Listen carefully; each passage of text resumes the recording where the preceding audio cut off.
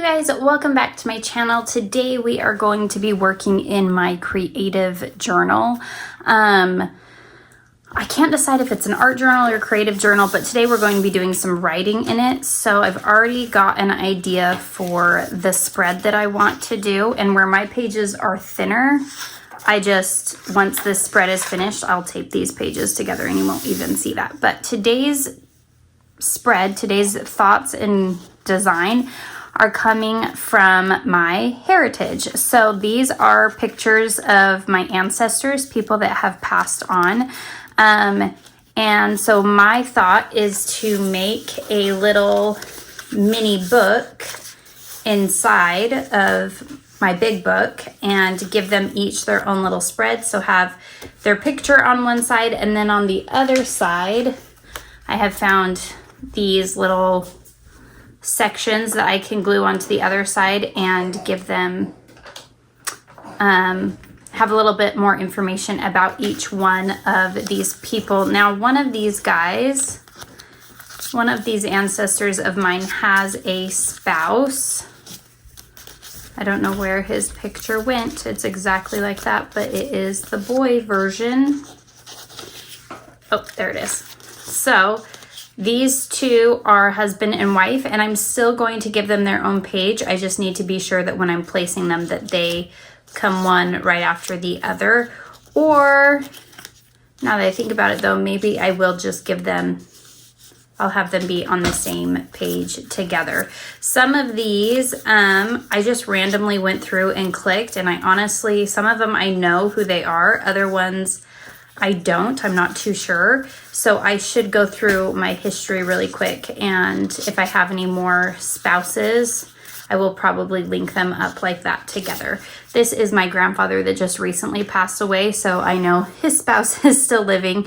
I could print a picture and put her in here, but I just wanted it to be people that have already passed on. So that is what I'm going to do. I may pause the video to die cut out some things, and I'll let you know if I do. The paper I'm using that I pulled this design from and this piece of paper from, I got it at Hobby Lobby, and it's the Paper Studio. It's our family tree.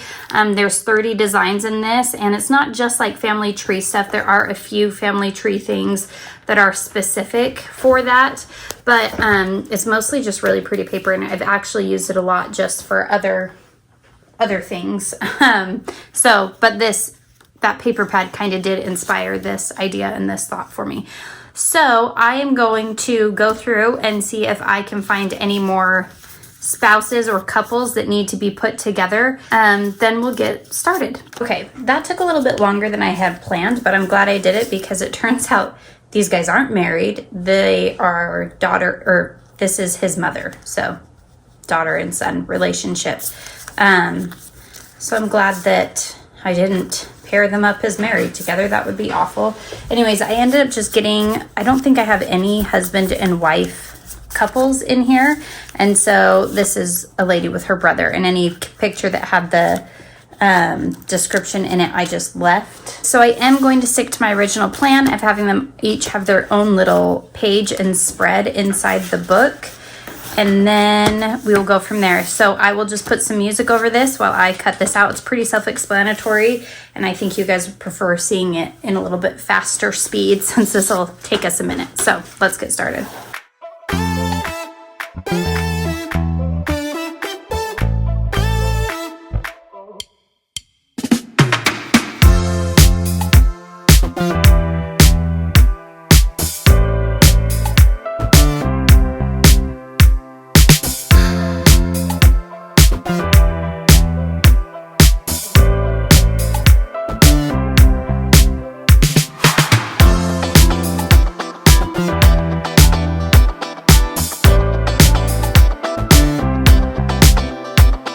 Okay, so I finished cutting 13 of these papers out. I am going to get some more paper to decorate the front and the back and the front cover pages for this little insert into my journal. I'm also going to be using items from 49 and Market. I'll be using their Art Options washi tape assortment.